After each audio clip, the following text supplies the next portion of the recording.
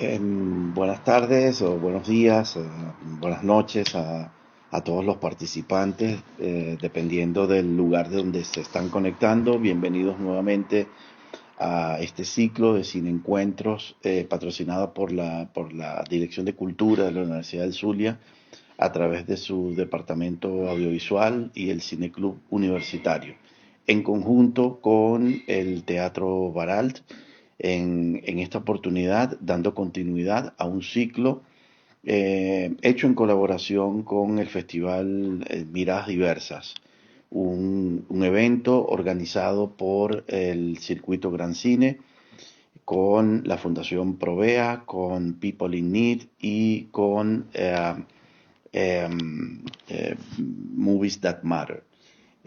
Bueno, mientras las demás personas que habitualmente nos acompañan se van conectando, vamos a ir mirando por acá quienes ya por acá, por ejemplo, se ha conectado nuestro comentarista, analista principal de este espacio, el profesor Ángel Lombardi, ex rector de la Universidad del Zulia y de la Universidad Cecilio Acosta, con quien tengo siempre el grato placer de conversar en la segunda parte del programa. En esta primera sección vamos a tener como invitado especial a Bernardo Rotundo, presidente del circuito Gran Cine, y vamos a conversar con Bernardo en relación a la convocatoria del día de hoy, que tiene que ver con la película Infección, una película enmarcada dentro del Festival Miradas Diversas, hoy día 10 de diciembre, cuando se celebra el Día Internacional de los Derechos Humanos. Vamos a esperar un poquito mientras las personas se conectan, mientras Bernardo Rotundo también pues establece conexión con nosotros. Sabemos, por supuesto, las dificultades que hay en Venezuela, no solamente en relación a la conectividad de Internet, el ancho de banda, que más bien es un angosto de banda en Venezuela, desafortunadamente, por desgracia, y también fallas eléctricas que muchas veces impiden que los ciudadanos puedan pues disfrutar de los servicios elementales o de servicios básicos, en este caso el de la energía eléctrica, sin la cual desde luego es imposible poder acceder a la conexión de Internet. Bueno, quiero aprovechar la oportunidad, estos minutos que todavía tenemos, estos instantes antes de tomar contacto con Bernardo. Estamos dando todavía oportunidad para que otras personas se conecten, entre ellas nuestro invitado especial Bernardo Rotundo, eh, esperando pues que las personas se conecten, pues comentar desde luego que este programa es posible gracias a la directora del Cineclub Universitario de la Universidad del Zulia, Viviana Márquez, a quien el profesor Ángel Lombardi y yo tenemos que siempre agradecerles por este espacio y por permitir siempre que la creatividad y el ingenio que la caracterizan, pues haga posible que estemos semana tras semana, cada jueves a las 4 de la tarde, hora de Venezuela, pues conversando con, con nuestros participantes. Probablemente nuestro invitado especial de hoy, Bernardo Rotundo, probablemente esté confrontando dificultades de conexión. Yo voy a intentar hacer un poquito una variación en el día de hoy. Vamos a ir probando. Voy a intentar tomar contacto con el profesor Lombardi, porque de pronto hacemos una inversión del orden que habíamos imaginado, el orden habitual, que es hablar primero con el invitado especial y luego conversar con el profesor Lombardi en el análisis central del programa, que en el día de hoy, desde luego, está centrado en el Día Internacional de los Derechos Humanos en relación a esta película de Flavio Pedota, Infección. Voy, con vuestro permiso, a intentar tomar contacto con el profesor Lombardi en vista de que de momento Bernardo Rotundo eh, establecer contacto todavía con el programa. Profesor Lombardi, ¿cómo está? Buenas tardes, Juan Carlos. Bueno, Muy buenas tardes. grato de conversar otra vez contigo, con el acompañamiento de algunas personas amigas que han sido muy constantes y quienes se quieran conectar, ¿no? Y también el azar de que terminamos el ciclo este año, el Día de los Derechos Humanos, ¿no? Y con Así la es. promesa hecha por Viviana de que vamos a continuar el próximo año, que ya se anunciará en su momento oportuno. Yo no tengo problema, Juan Carlos, si de pronto el invitado, Bernardo Rotundo, se conecta, puede interrumpir la conexión conmigo, conversar con él y continuamos después nosotros, así que no tiene por qué hacerlo esperar si acaso se conecta, ¿no? Bueno, por Mientras fortuna, tanto, me sí, da por las pautas. fortuna, exactamente, podemos iniciar, profesor. Yo creo que viene bien establecer ciertos cambios, etcétera, y me parece fantástico que podamos iniciar con su análisis, profesor. Adelante. Sí. Bueno, la película ha sido, a mi juicio, bastante, por lo menos para la gente conocedora que sigue el cine venezolano, es bastante conocida, ¿no? Mm, es un género, como también se ha dicho, yo me permití consultar varias informaciones y reproducirla en el Twitter. Es una película que no forma parte, diríamos, de la tradición venezolana de este tipo de género, ¿no? Este tipo de género apenas en la información yo no la manejaba, ahora la manejo. La información que recabé apenas sería la cuarta película de este tipo de género. Por cierto, yo soy muy amigo del autor del libro que inspiró a la película El vampiro en el lago, ¿no? O sea, en Maracaibo, Norberto Olivar, porque somos amigos, él vive en Maracaibo, somos amigos de muchos años, muy amigos, y bueno, él ha trabajado un poquito literariamente este tipo de temática, ¿no? Pero realmente en Venezuela no tenemos una tradición cinematográfica propiamente, ni siquiera literaria, en torno a este mundo que pudiéramos llamar el mundo un poco del misterio, de lo que se sale, entre comillas, de lo normal, ¿no? Porque nosotros somos un pueblo, en ese sentido, pueblo inocente. No sé si con esto califico positivamente o nos descalifica, ¿no? Somos pueblo inocente porque en la conciencia colectiva nosotros vivimos como una especie de eterno presente tropical, ¿no? O sea, no porque no hayamos tenido tragedias, como colectividad, como nación, hemos tenido muchas tragedias y a nivel personal, evidentemente, porque nadie escapa a la tragedia, ¿no? Pero como conciencia colectiva, yo básicamente me limito a mi enfoque, vamos a llamarlo mi deformación profesional, sociológica, histórica, etcétera. En la enseñanza de historia, nuestro niño lo que escucha son bellezas, o sea, lo que escucha son un presente bonito, no contaminado. Bueno, que somos una naturaleza maravillosa. En esa naturaleza maravillosa no hay mosquitos, no hay culebras venenosas, no hay calor agobiante, no hay contaminación. Es decir, hay que vivir en la selva como un Yanomami para darse cuenta lo bonita que es nuestra selva, ¿no? O sea, turísticamente es muy bonita, pero en la realidad directa no es nada bonita, al contrario, es muy inhóspita, muy agresiva. Yo recuerdo aquí en la cuenca del lago, en Maracaibo, en la época de lluvia, hace medio siglo atrás, había que fumigar todo el tiempo en la época de lluvia y las casas había que encerrarse en malla metálica porque los mosquitos, bueno, abundaban, etcétera, ¿no? Las moscas en cierto momento, bueno, entonces eso no se dice, eso es mala palabra a nivel escolar y a nivel de la conciencia colectiva, ¿no? Igualmente, los años fundacionales fueron de conquista, de guerra, de exterminio, de enfermedades, de crueldades, ¿no? Bueno, eso también está oculto. En nuestra historia no hay crueldad, o sea, no hay nada tenebroso.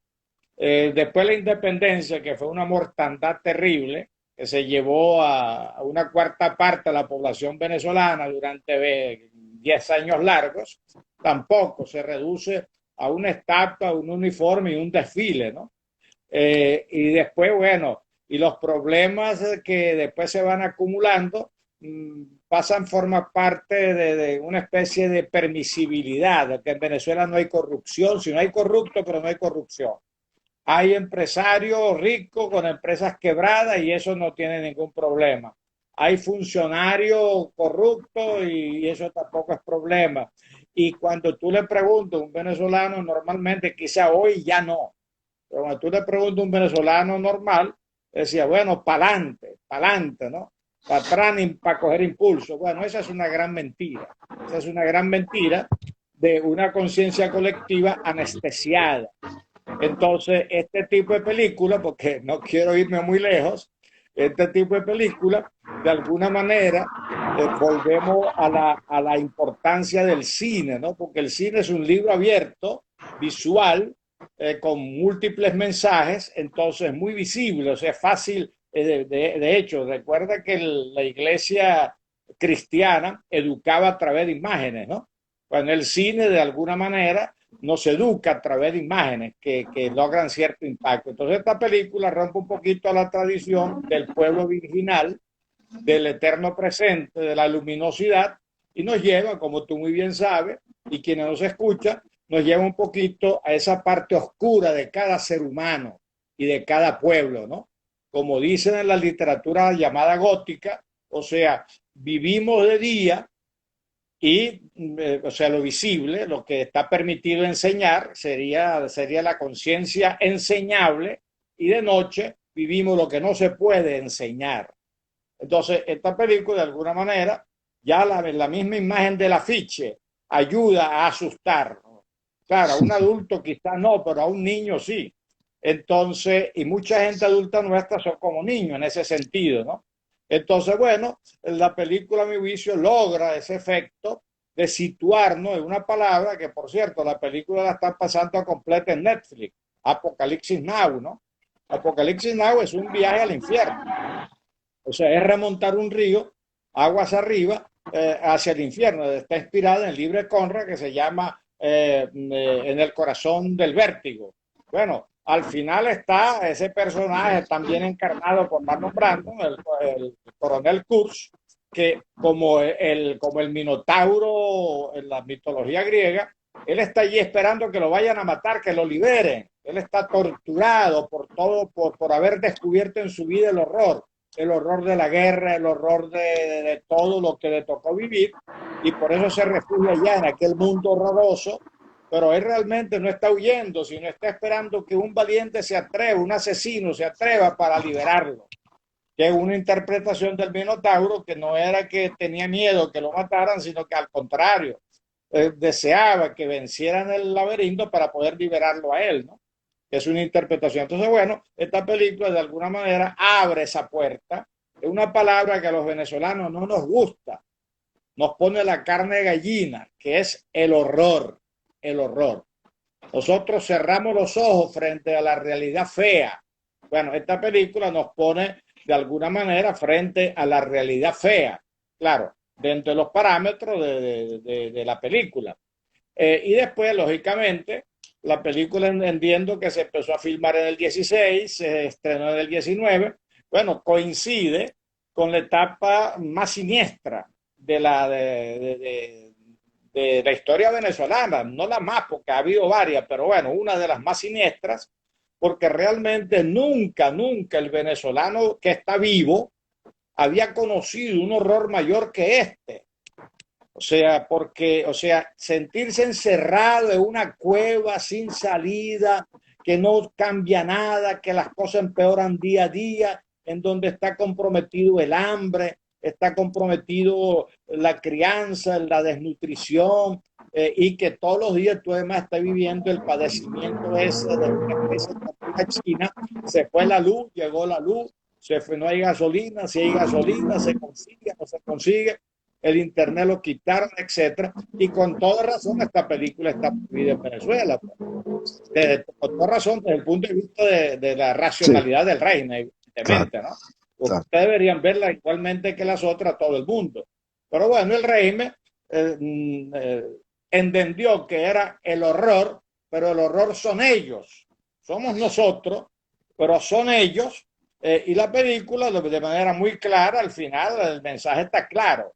La voz de Maduro se oye, la interrupción de toda comunicación con el país, la dificultad de salir a la calle, enciérrese en la casa, se fue la luz, se fue el internet, no hay vacuna, la vacuna no llega. Bueno, toda esa aventura que se mezcla con el personaje y los personajes de la película, realmente es un autorretrato cinematográfico de la realidad que hemos vivido, pues precisamente básicamente en estos últimos seis años, porque todavía el petróleo, no Chávez, sino todavía el petróleo financiaba más o menos a Venezuela hasta el año 12, el año 13, ¿no? La hecatombe empezó cuando se secó el pozo del petróleo, bueno, y lógicamente ahí empezó el desastre mayor. Entonces, bueno, la película en ese sentido da un mensaje muy claro, y que creo, repito, hay que compartirla, discutirla. Más bien deberíamos aprovechar en insistir que está prohibida porque la gente la vea. Tú sabes la tentación de lo prohibido, ¿no? Así Entonces yo es. creo que en la publicidad de la película hay que insistir eso, que no la puedes ver en una sala de cine. Entonces, bueno, las tecnologías en este momento nos ayudan a que el horror pueda ser visibilizado. Así que se está, a mi juicio, creando una tradición cinematográfica de género que de pronto puede ser muy útil para también educarnos. Efectivamente, profesor, usted ha acertado en muchos de los comentarios que ha hecho, que creo que nuestros participantes están muy atentos a ellos porque efectivamente en Venezuela y en América Latina en general, pero particularmente en Venezuela junto con otros países, hay una producción muy pequeña, numéricamente hablando, de cine de género. Pero al propio tiempo, paradójicamente, ocurre que cuando se produce cine de género en América Latina, las audiencias son extraordinarias, son enormes. Esto pasa en Argentina, pasa en México particularmente, donde se hace en un número mayor de cine de género, y pasa en algunos otros países, incluso hasta en Centroamérica, con una producción muchísimo más numéricamente menor, pero donde el cine de género está presente. Esta película es una ópera prima, una primera película de largometraje hecha por un venezolano, y yo quiero destacar algunos elementos, ¿no? Uno de ellos es el haber sido la primera película de un joven director, que creo que es de Maracay, Flavio. En segundo lugar, destacar que es una película que no tuvo financiamiento público, es decir, es una película hecha como emprendimiento privado de una pequeña casa productora y de un grupo de cineastas que querían hacer cine. En tercer lugar, destacar también que fue una película que se hizo en coproducción con México, cosa que incluso a cineastas con larga trayectoria les cuesta hacer coproducciones, porque no es fácil hacer coproducciones con otros países. Claro. O sea que yo creo que esta es una película que tiene muchos méritos, ¿no? Y luego una película que tiene distribución comercial en muchos países, en muchos territorios, que ha participado en una cantidad importante de festivales de cine, solo por nombrar dos: el Festival de Cine Fantástico de Sitges, en Cataluña, tiene más de 50 años de historia, es el Festival de Cine Fantástico más antiguo del mundo.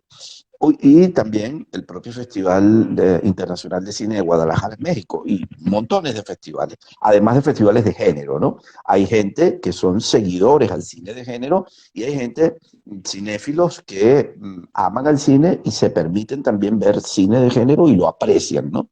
Lo lamentable en este caso es que, como usted lo mencionó exactamente, profesor, esta película, por decisión administrativa de algunos censores, pues se decidió que los venezolanos no tenían derecho, no solo los venezolanos no tenían derecho de verla, sino que el director no tenía derecho de solicitar y obtener la nacionalidad de su película. O sea, a esta película también le negaron la nacionalidad. Apátrida.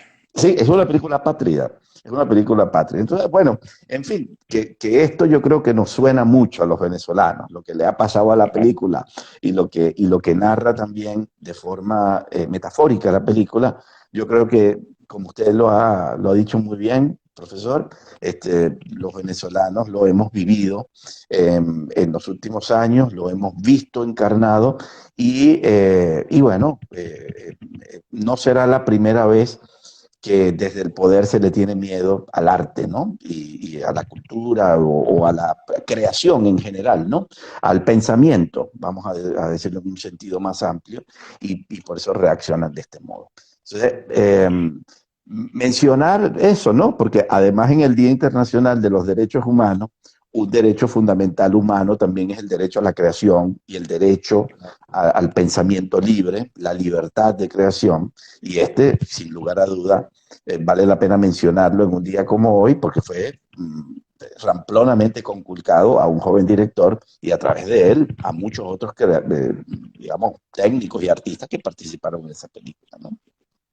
Por ejemplo, este dato de que no, la película no se le permitió ser vista es muy importante porque en Venezuela la gente ignora, por lo menos cuando cierran una emisora de radio, televisión, cierran un periódico, acosan a los periódicos por falta de papel, en fin, todas las dificultades, la gente realmente no entiende la relación de eso con los derechos humanos y con la democracia y con la libertad de pensamiento y expresión, ¿no? Entonces, bueno, queda como una noticia local, dependiendo la importancia del medio, más publicitado o menos publicitada. Pero realmente en insisto mucho en la conciencia colectiva, porque realmente en un país no sucede nada al azar. Una sociedad, es decir, ¿por qué aparece el vampiro como personaje en ciertas literaturas de ciertos países? Eso no es un azar, eso responde a una tradición cultural, etcétera. Lo mismo, cada sociedad va generando ciertas características. Entonces, en Venezuela, porque nosotros somos, ¿cómo te digo? Es difícil explicar la psicología colectiva, ¿no? Pero nosotros ejercemos mucha autocensura. Sí. O sea, la hipocresía personal y la hipocresía social en Venezuela está muy marcada, de pronto en todas las sociedades, ¿no? Porque yo no quiero Sí. particularizar en nosotros ni el bien ni el mal, sino la conducta humana, pero la conducta humana va adquiriendo características antropológicas, sociológicas particularizadas. Entonces, nosotros, o sea, nos da miedo, el inconsciente nos da miedo, la noche nos da miedo, la mala noticia nos da miedo. Entonces, por eso le quitamos corporeidad, por eso le pretendemos ignorarla, ¿no? O sea, no tenemos todavía la madurez, la adultez. Kant, el filósofo Kant diría, seguimos en minoridad. Todavía prevalece el pensamiento religioso, mágico, y todavía no hemos enfrentado cara a cara nuestra propia realidad. Y tú sabes que el cara a cara es nuestra propia personalidad, nuestra propia individualidad. O sea, ninguna mamá venezolana dice que su hijo es malo. Puede matar a 100 personas y dice, no, lo embrujaron, lo embrujaron. Fue un agente externo. O aquella mujer lo embrujó. Bueno, el tipo no asume responsabilidad ni su familia, etcétera, etcétera, ¿no? Entonces, bueno, Hay una frase en la película que un poco me permitió hacer estos comentarios, que dice, es que en estas situaciones, o sea, la situación del virus, etcétera, suelto, y que volvía a la gente zombie y agresivos, etcétera, dice, es que en estas crisis lo peor de nosotros emerge, se pone en manifiesto. Porque lo trágico en la película es que de pronto una señora pacífica, la pareja de uno de los personajes, pacífica, buena gente, tal, bueno, contrae la enfermedad y se vuelve agresiva y el propio marido tiene que matarla o alguien cercano. O sea, que hay que sacrificar lo más cercano y eso es duro aceptarlo, ¿no? Entonces, bueno, pero quizá faltaría para no inclinarme demasiado en lo negativo de nuestra psicología colectiva, también habría que decir que si bien es cierto que emerge lo peor del ser humano en las crisis, también es cierto que se desarrolla lo mejor del ser humano en las crisis. O sea, Así los es. niveles de solidaridad que hemos encontrado, que vivimos todos los días, de acompañamiento, de heroísmo cotidiano, gente que sacrifica a la familia para irse afuera a buscarle sustento para su familia que se quedó aquí en condiciones precarias, etcétera. Bueno, eso también es muy importante destacarlo, ¿no? Entonces, bueno, diríamos que la película es un autorretrato en términos sociológicos de una época difícil y que casualmente, porque yo no creo que en el 16 pensara el director o el guionista pensara que venía el coronavirus, el COVID-19 a enmarcar la película, ¿no? Pero bueno, la circunstancia de que estamos viviendo una pandemia que nos obliga a quedarnos en la casa, etcétera, y a nivel mundial, yo creo que potencia también un poquito el mensaje de la película, ¿no? De que realmente no tenemos que bajar la guardia, no tenemos que descuidarnos, que el horror existe, que podemos pasar momentos muy difíciles, pero que bueno, yo creo que lo importante ahí es que no perdamos tampoco la confianza y la esperanza en nosotros mismos y en nuestra sociedad y en el ser humano, ¿no? Cuando tú decías que el género este género es muy popular, tiene público, recuerda que el siglo XX se caracterizó por lo que pudiéramos llamar en términos filosóficos el triunfo del agnosticismo y el nihilismo.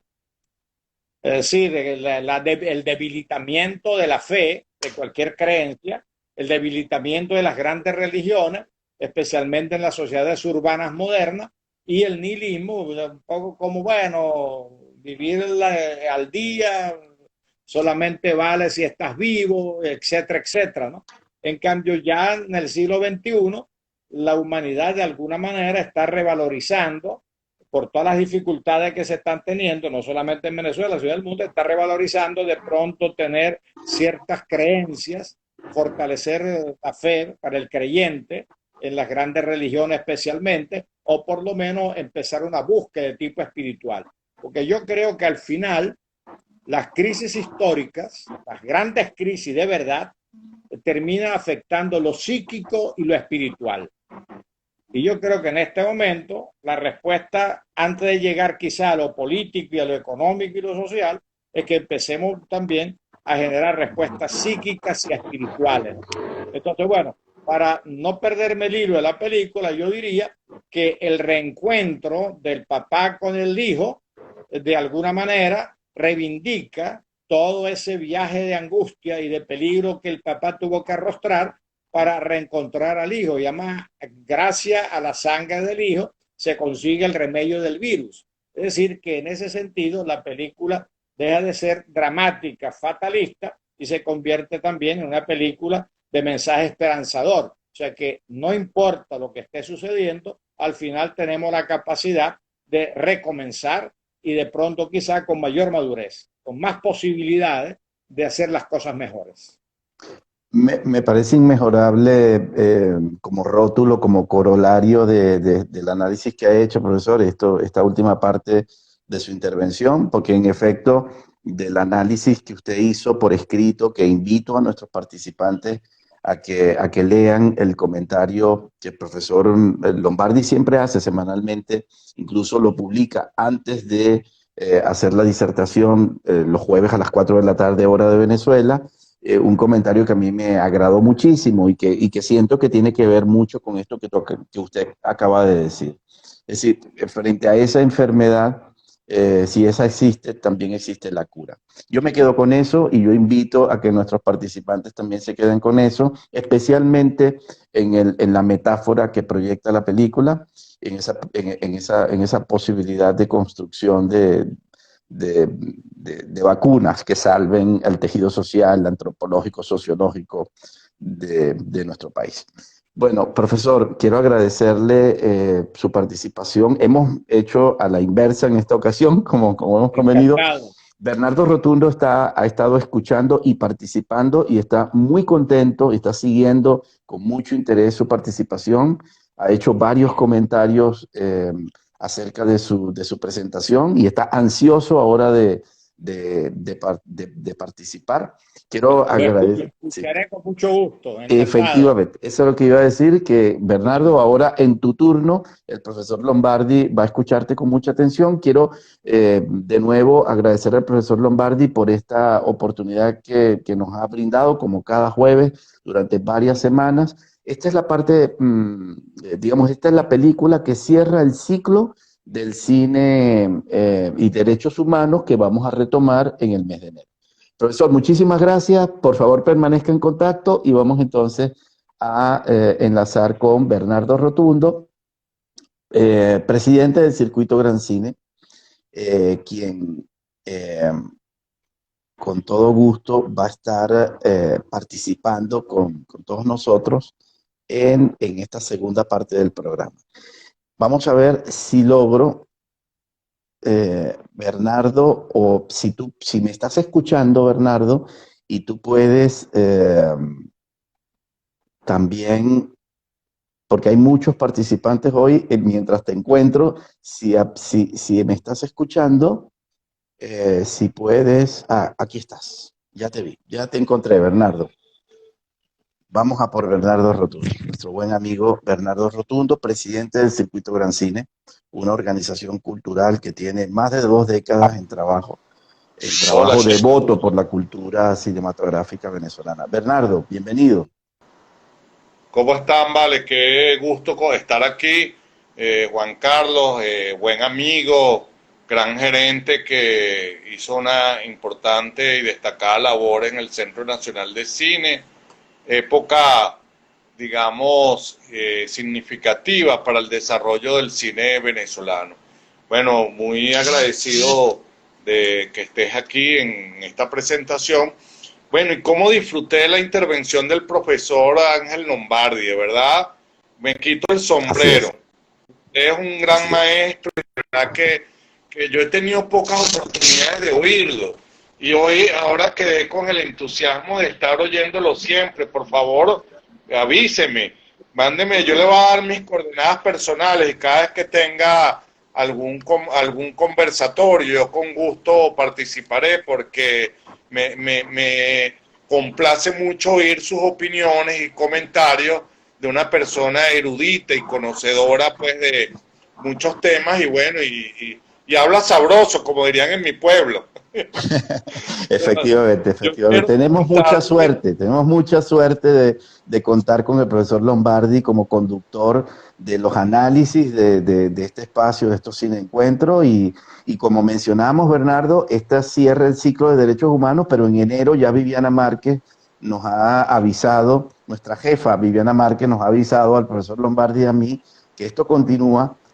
Creo que a partir de la tercera semana de enero aproximadamente ya serán anunciadas la fecha exacta y además el ciclo de películas. Vienen grandes sorpresas muy interesantes y contaremos desde luego siempre con ese análisis en perspectiva histórica, sociológica, antropológica, que es un lujo y que es muy poco común tenerla a partir Claro, de la claro intervención que del profesor sí. Lombardi. No, de verdad que lo dije Bienvenido, todo, pero Bernardo. es en serio. Sí, bienvenido, Bernardo. Bernardo es presidente del Circuito Gran Cine. Circuito Gran Cine Creo que no necesita mucha presentación, pero por si acaso hayan 2 o 3 personas que no conozcan de la labor de esta organización, tienen más de 20 años de un trabajo abnegado desarrollando esfuerzos en pro de la cultura cinematográfica en el país. Esto es el circuito Gran Cine, pero Bernardo Rotundo, una persona que viene de más de 2 décadas, 3 décadas de trabajo en el cineclubismo venezolano y además en el cine venezolano, en el Ateneo de Caracas, en otras organizaciones, y tenemos la fortuna de que él preside un equipo de trabajo bastante amplio y muy profesional, en donde hay una cantidad de experticias y de sensibilidades que se dedican a desarrollar la cultura cinematográfica. Y este circuito Gran Cine maravilloso ha creado el Festival Miradas Diversas, cuya segunda edición es objeto de este programa de colaboración entre el Cineclub Universitario de Luz y el Circuito Gran Cine, Festival Miradas Diversas, que dirige Iván Zambrano y del cual Bernardo Rotundo nos va a hablar hoy, un festival que se hace en conjunto con Provea, con People in Need y con Movies That Matter. Bernardo, somos todos oídos y estamos muy interesados, nuestros participantes, de escucharte y de entender este esfuerzo del Festival Miradas Diversas y particularizar los comentarios en relación a la película Infección, hoy Día Internacional de los Derechos Humanos. Sí, muy bien. Miren, fíjense que estamos hablando de cine y yo deliberadamente estoy en la oficina de Gran Cine, en mi oficina, y ven el afiche que está atrás, La Última Tentación de Cristo, de Martin Scorsese. Esa fue la primera película que yo distribuí en mi vida comercialmente. Y yo estaba dirigiendo la Sala Margot Benacerraf, porque a mí el tema de la censura siempre ha sido, siempre me ha preocupado enormemente. Y La Última Tentación de Cristo, que no lo tenía preparado, pero cuando me puse la imagen en el teléfono y veo la ficha atrás, no tiene, es un buen ejemplo de lo que nosotros hemos cuestionado históricamente. Yo recuerdo que estando mucho más joven de lo que estoy ahora, todavía, nosotros en la UCB, con Luis Correa, que en paz descanse, luchamos y enfrentamos la censura de la película Ledesma, el caso Mamera. Yo me acuerdo que yo fui a la UCB, iba a hacer una cátedra libre sobre la censura y el delito, o sobre el delito y la censura, y lamentablemente un personaje que luego se ha convertido tristemente en un personaje célebre muy triste, que fue el rector de la UCB de aquel entonces, Edmundo Chirinos, quien nos impidió que el Cineclub El Pregón de la UCB, el cual yo dirigía y programaba regularmente, pudiese presentar la película Ledesma, el caso Mamera, de Luis Correa. Nosotros estábamos convencidos y decididos de hacerlo. Y lamentablemente las autoridades universitarias de aquel entonces, en vez de haber hecho un acto de valentía para luchar contra la censura, nos censuraron a nosotros. Y bueno, es un dictamen legal que yo lamentablemente no lo conservo y lo perdí, pero que sería, bueno, interesantísimo verlo.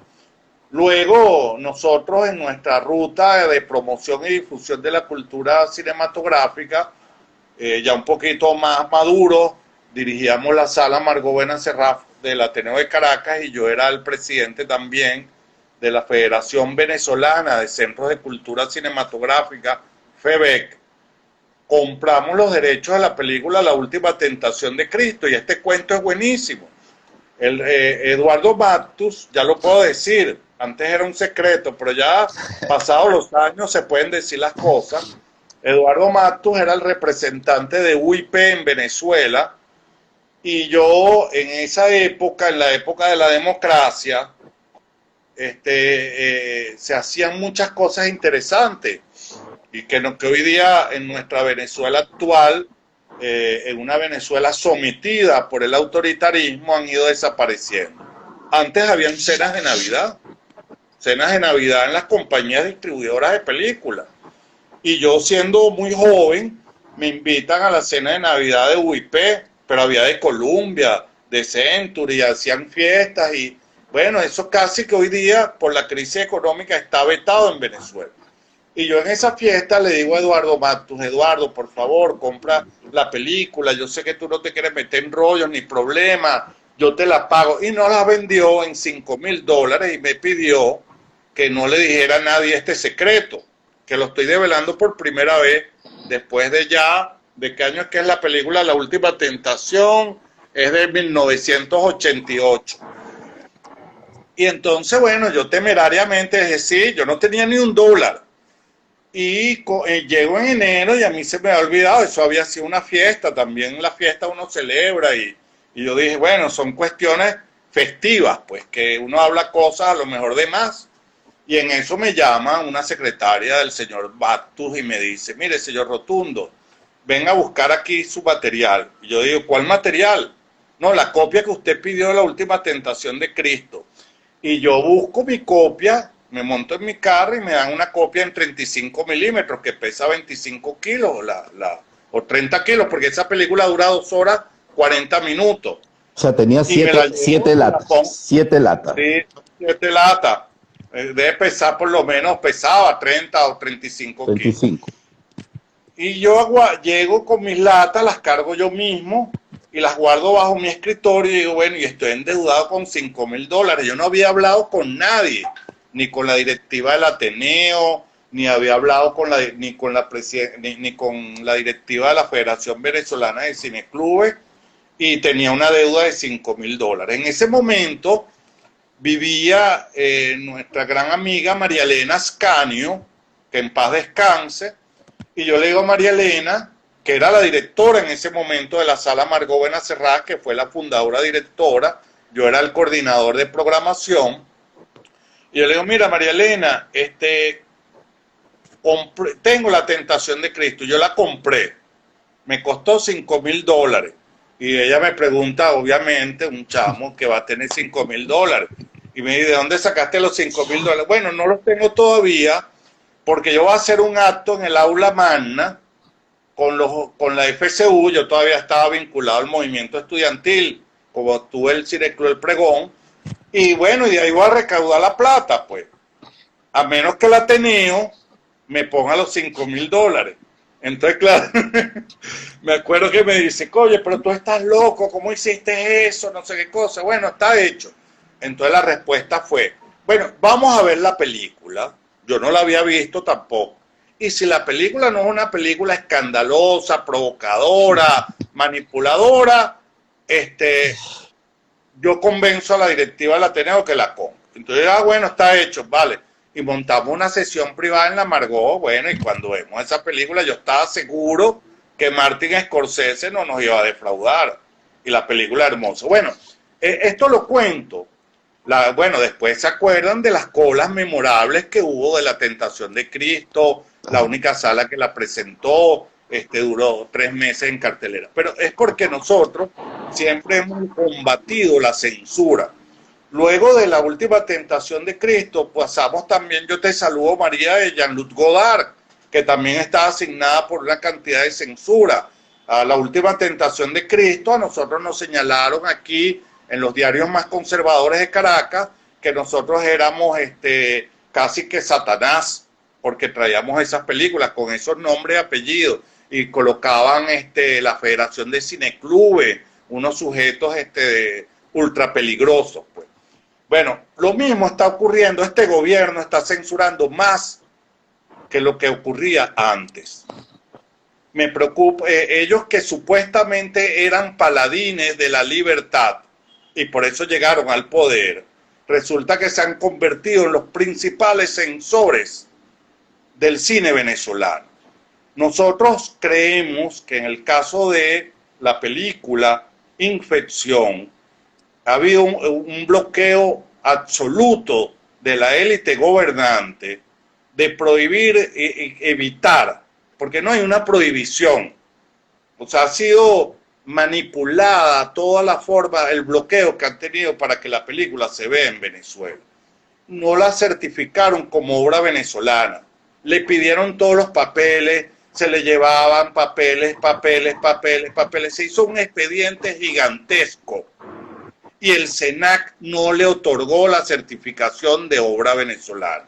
Nosotros, como un acto de resistencia cultural, el 28 de enero de este año, del 2020, hicimos un acto de protesta en la Plaza Sadel de las Mercedes, de Baruta.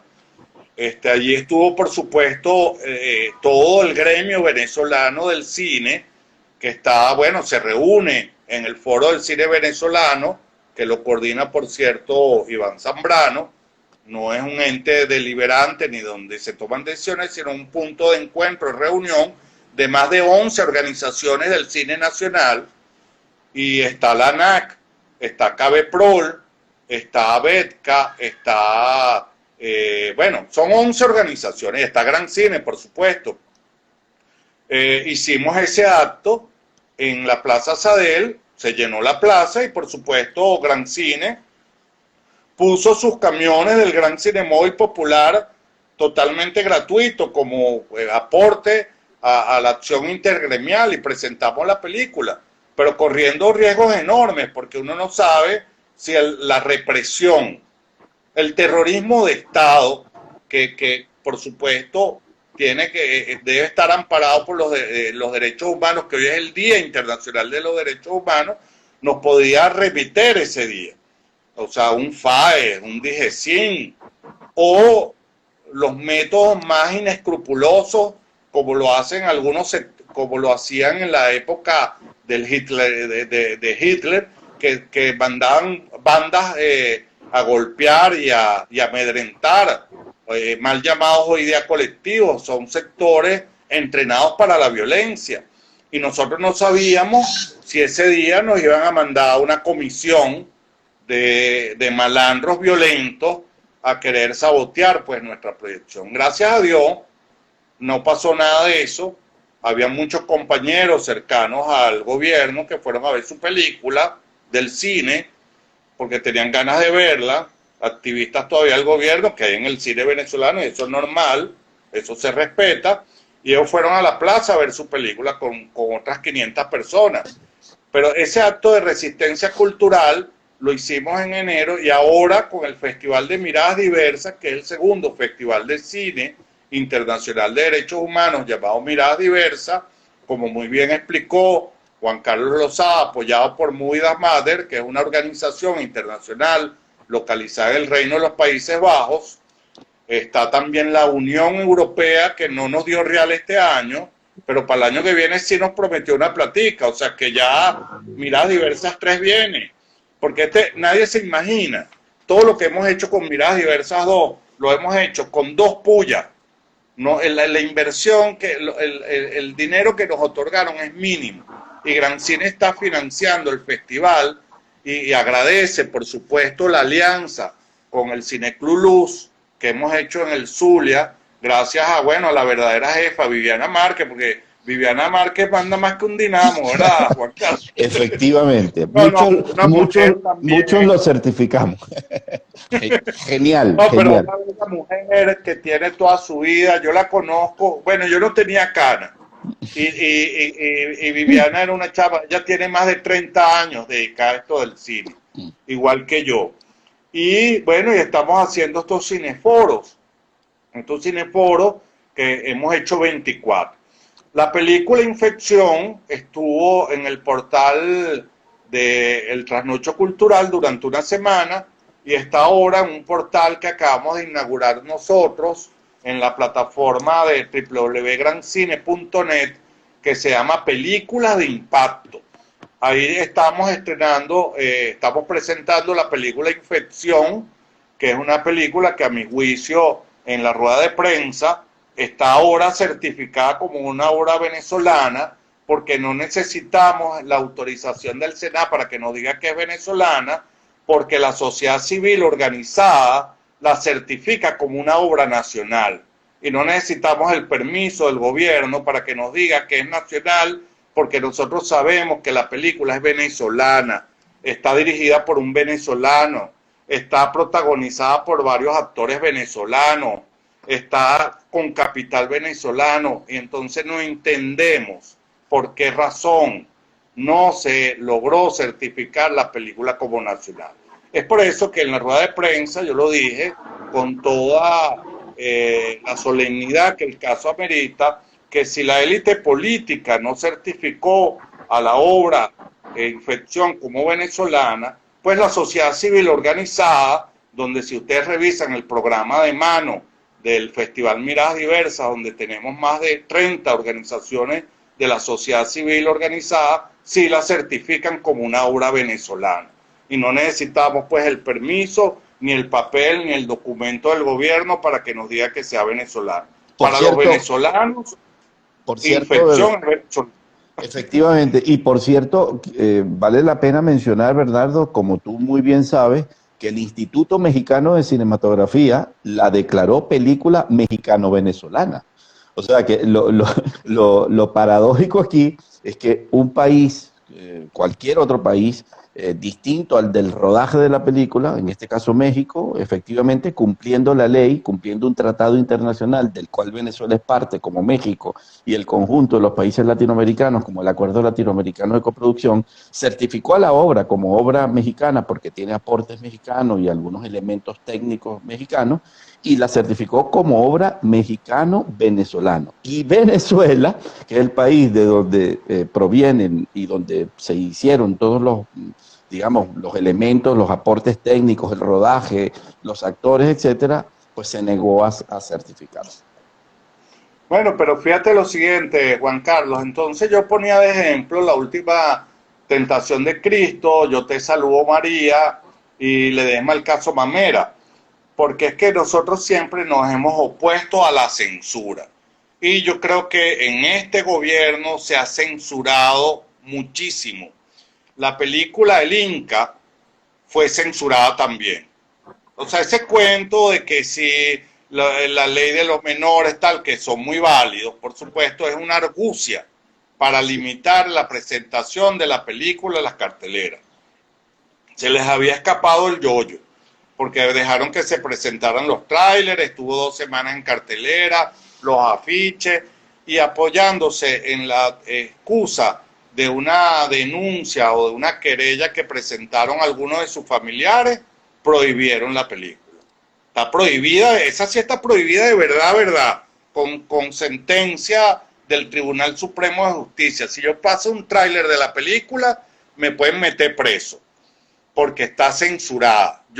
Tuvimos una discusión importante con abogados, representantes del gobierno, que decían que si se afectaba el derecho al menos de un niño, nosotros le dijimos, mire, lo que pasa es que eso es un caso público y notorio, y esos niños lamentablemente fueron víctimas o vivieron el oscuro momento de un asesino que no solo mató a su esposa y cometió un feminicidio, y que las mujeres defensoras de los derechos humanos de la mujer deberían promover que esa película se vea, porque justamente es una forma de combatir esa atrocidad que tanto organizaciones internacionales defensoras de los derechos humanos defienden.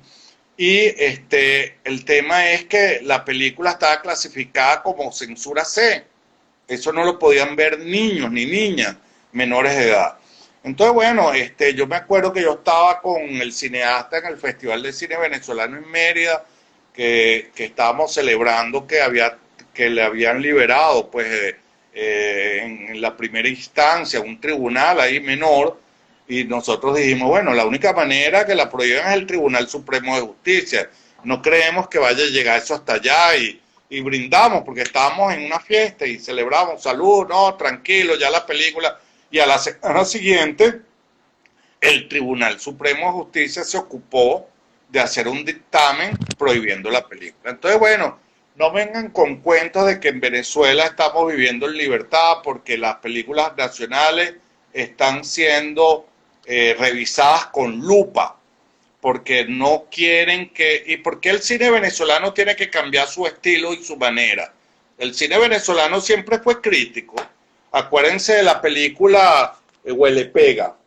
Yo me acuerdo que yo tuve una incidencia importante allí con Huele Pega, y Huele Pega terminaba al principio, decía, es culpa de Ecopey, los niños de la calle que son unos canallas horribles y tal. Y yo me acuerdo que yo tuve en ese momento que conversar con el CEN de Acción Democrática de Caracas, seccional de Caracas, y les dije, mire, ustedes quieren ver la película porque no la pueden prohibir. Y fueron a verla en la sala Margot Benacerraf. Y entonces estaba Rafael Marín, estaban varios diputados o activistas de ese partido. Y al terminar la película, ellos me dicen, oye, Bernardo, pero cónchale, esa gente del cine siempre nos está echando paja, nosotros somos, oye, no somos tan malos, ¿por qué no les quitan ese pedacito al principio de Cadecope? Y yo agarré y le digo, bueno, hermano, pero ustedes se volvieron locos. Si ustedes hacen eso, no se imaginan. Oye, nuestra amiga Elia Schneider, que en paz descanse, y su esposo, bueno, se van a quejar y todo el gremio del cine venezolano les va a caer encima. No se vuelvan locos. Si ustedes son demócratas, dejen que esa película se pase así. Entonces me quedaron viendo y me dijeron, coño, sí, tienes razón. Échale bola, llama ahí a la Comisión de Espectáculos Públicos y dile que le pongan la letra B. Y yo dije, ah, seguro. Entonces, hecho, pues, y yo sin ser autoridad ni nada, marqué el teléfono y llamé a la comisión, a esta de espectáculos públicos, que estaba presidida por el cantante, oye, no me acuerdo, que también fue actor de cine, se me fue el nombre ahorita, y le dije, mire hermano, acabo de reunirme con esta gente, le pasé la película, y la película debe ser clasificada por el Consejo Municipal, y deben clasificarla como censura B. Por supuesto, la comisión que defina de cuál es la clasificación, pero se exhibió libremente la película. Entonces, bueno, yo creo que es importante reivindicar que los cineastas venezolanos históricamente han sido muy críticos de la realidad nacional y no tenemos por qué cambiar. Al contrario, si observamos que nuestra realidad venezolana adolece o se violan o hay problemas. Yo le dije esta mañana, le escribí un mensaje a Carlos Apure, le dije, ¿qué pasa con el arco minero? ¿Por qué no hacer una película sobre el arco minero? Porque si tú vienes de Cañománamo y vienes de otras películas, sería importante que observaras y revisaras bien qué está pasando en el arco minero. Pero yo creo que es importante que los cineastas venezolanos continúen su senda de analistas críticos de la sociedad venezolana. Y en el Festival de Miradas Diversas sobran ejemplos de películas críticas. Juan Carlos vio la película La Causa. Esa es una película que está ahorita en cartelera en el festival y es una película que cuando la ves se te erizan los pelos de la realidad de los privados de libertad. Está ahorita en la plataforma Películas de Impacto de Gran Cine. También está la película Érase una vez en Venezuela, Congo Mirador, que es otra película que tiene una mirada bastante crítica, respetuosa, como tienen que ser las críticas. No es una crítica desenfadada, abusiva o grosera, no, una crítica comedida. Así es. Y así, bueno, hay varias películas. Bueno, Las Mujeres del Caos Venezolano, que Margarita Cadena se había limitado, ella tenía miedo de presentar la película porque pensaba que las personas que participan en la película fuesen perseguidas. Y de hecho, Bernardo, y perdona que te interrumpa, de hecho esa película tuvo que ser rodada prácticamente bajo secreto, de forma confidencial, para cuidar la seguridad de los participantes y guardar también la seguridad de las mujeres entrevistadas. Bernardo, estamos llegando ya a la parte final del programa. De hecho, nos estamos excediendo unos minutos. Escucharte a ti merece muchos espacios y la verdad que tus comentarios son muy, muy importantes, sobre todo a la luz de la defensa de la libertad de creación y de y la libertad de expresión, que es la columna vertebral del artista y es absolutamente irrenunciable, ¿no? Y no puede estar sujeto de ninguna manera a la posición de ningún gobierno, sea el gobierno venezolano o el gobierno de ningún gobierno. Por tanto, en este Día Internacional de los Derechos Humanos, queremos hacer un llamado a la comunidad de artistas en el mundo para que sigan defendiendo y promoviendo la libertad de creación, que es la columna vertebral de la sociedad libre, de la civilización y de la humanidad. Estamos cerrando, quiero agradecer en nombre del profesor Ángel Lombardi y de Viviana Márquez, desde luego en nombre institucional del Cineclub Universitario de la Universidad del Zulia, del Teatro Baralt, la colaboración del Festival Miradas Diversas, del Circuito Gran Cine y de sus socios aliados como Movies That Matter, People in Need y Provea, que han hecho posible esta segunda edición extraordinaria de una programación estupenda del Festival Miradas Diversas que invitamos a visitar. El festival todavía tiene, creo que 2 semanas más de desarrollo. Por favor, visiten la página web del Circuito Gran Cine y van a poder enterarse de esa estupenda programación. No se pierdan las películas que están allí porque son un lujo. Agradecerles a todos quienes nos han escuchado y han participado a través del chat con sus mensajes, su participación. Este es el cierre por este año del ciclo de Cine Encuentros, en este caso de Cine y Derechos Humanos. Vamos a retomar en la tercera semana del mes de enero a partir de una programación frondosa, muy hermosa, que viene preparando Viviana Márquez, y que el profesor Ángel Lombardi y este servidor estaremos deseosos de colaborar, de seguir participando en este espacio que es de todos ustedes. Bernardo, muchísimas gracias y de verdad Bueno, felicitaciones no, a la por el orden, trabajo que haces. a la orden, Juan Carlos. Una cosa, cuenten con Gran Cine siempre para combatir y luchar contra la censura y por la libertad de creación. Con eso cierro. Contamos que todo el país cuenta y cada ciudadano venezolano tiene que ser activo promotor y defensor de los derechos de creación y de los derechos de libertad de opinión. Bueno, muchísimas gracias a todos y todas por su sintonía. Que tengan buenas tardes, buenos días, buenas noches, depende del lugar donde se conectan y hasta la próxima oportunidad. Muchas gracias.